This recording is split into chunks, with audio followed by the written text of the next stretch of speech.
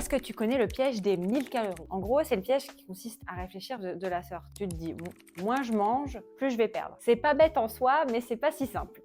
Premièrement, avec les régimes, et d'ailleurs un régime assez drastique pour 1000 calories, le métabolisme va ralentir parce que notre corps est extrêmement bien fait et on est des machines à s'adapter. Ton corps va s'adapter et ça va pas forcément avoir l'effet escompté, en tout cas ce que tu veux. En plus, je veux dire que moins tu as de calories, et bien souvent, moins tu as de dépenses, donc souvent, finalement, il y a stagnation. Parce que tu as beau moins manger, tu vas quand même moins te dépenser parce que tu n'auras pas l'énergie nécessaire pour assurer tout ce qu'il faut derrière, donc tu vas stagner. Donc en plus, ça n'a même pas d'avantage à ce niveau-là. Et ça a souvent l'effet, en tout cas les régimes qui sont extrêmement stricts comme celui-ci, de faire baisser ta masse musculaire. Parce que imaginons que tu arrives à tenir ces 1000 calories pendant un certain nombre de jours, voire de semaines, eh bien, tu vas perdre du poids. Mais du poids sur la balance. Mais souvent, quand tu perds du poids et de manière vite et rapide, eh bien, tu vas perdre de la masse musculaire. Bien sûr, ça dépend de ton métabolisme de base, de ton corps et plein de paramètres qu'on peut étudier ensemble. Mais effectivement, un régime très strict, ça fait systématiquement perdre de la masse musculaire. Et c'est pas ce qu'on...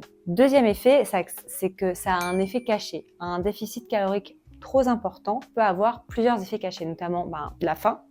Forcément, on mange moins, donc on peut avoir ces sensations de faim, et la gestion de la faim, c'est très complexe. La faim, la fatigue, donc forcément, t'apportes moins d'énergie à ton corps, donc tu peux être plus fatigué, et parfois d'autres conséquences, comme de la baisse de la libido ou la baisse des performances physiques, si notamment tu t'entraînes, si tu es une femme qui t'entraîne. Et aussi, quand tu vas justement arrêter ce piège des 1000 calories et reprendre, on va dire, une alimentation plus normale ou une alimentation comme tu l'avais avant, eh bien la reprise va être souvent très rapide, et c'est ça, et justement ça c'est dommage parce que ça gâche tous les efforts que tu as fait par le passé, et si tu l'as mis en place, c'est que c'est déjà pas facile à vivre. Donc là, imagine, tu reprends et ça fait un cercle, ou plutôt des montagnes infernales. Pour éviter ce mécanisme et ce petit piège, ou voire plutôt gros piège, il faut faut avoir une stratégie alimentaire efficace. Déjà pour relancer ton corps, relancer ton métabolisme. Avec notamment hors de calories stable, au lieu de viser tout de suite sur du 1000, peut-être vise un déficit que tu peux tenir. Mets-toi, je sais pas, 1006, 1007, bien sûr.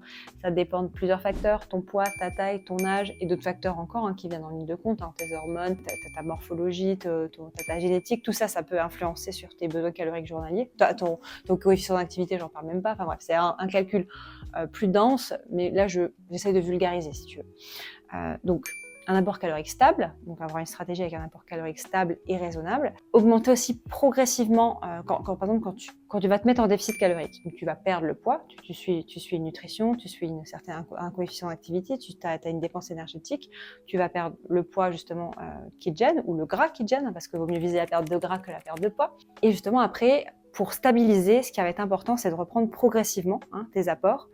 C'est pas toujours simple. Je te conseille aussi de te faire accompagner de professionnels pour ça, après un régime qui a pu être parfois difficile, reprendre progressivement ton alimentation, augmenter tes apports de manière stratégique, douce, jusqu'à une stabilisation, ce qui va te permettre de garder ça sur la durée. Ça, c'est important. Et toujours, je pense qu'il y a ces deux canaux où on devrait insister, c'est ton apport en protéines, surtout si tu es une femme, ton apport en protéines, il faut qu'il soit important. En tout cas, il faut qu'il soit cohérent avec ton mode de vie, tes nutriments et ce dont tu as besoin justement pour maintenir ta masse musculaire. Et bien sûr, mettre en place du renforcement musculaire pour justement travailler ton métabolisme et le relever. On peut prendre un exemple assez parlant, souvent d'une femme par exemple à 1000 calories, donc elle va manger 1000 calories. Donc déjà, il y a plusieurs facteurs. Combien de jours elle va le tenir? Et souvent, quand on va entre guillemets craquer, j'emploie des mots forts, craquer, et du coup, on va tout de suite faire un écart à 3000 calories. Ça va très très vite les calories, 3-4 000 calories. Et là, malheureusement, ça détruit tous tes efforts de la semaine. Et c'est dommage de rentrer dans ce cercle parce que tu fais des efforts, tu te sens restrictionné, tu mets justement de l'intensité là-dedans, et parfois l'écart du week-end ou peu importe, ça va ruiner justement tes efforts parce que justement tu auras créé en toi beaucoup trop de privation, et du coup tu vas vouloir rattraper. C'est bien plus stratégique de se dire, on va faire un déficit modéré.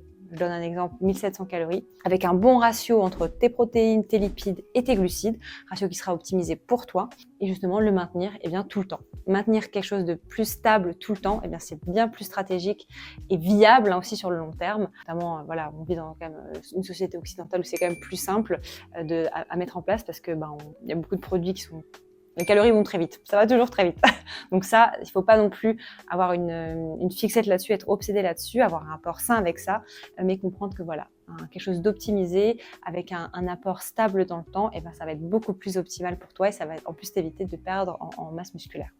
Donc l'idéal, c'est pas de moins manger ou de manger plus rien du tout, encore pire, mais c'est de manger plus intelligemment pour être en pleine santé et atteindre tes objectifs. Bye bye!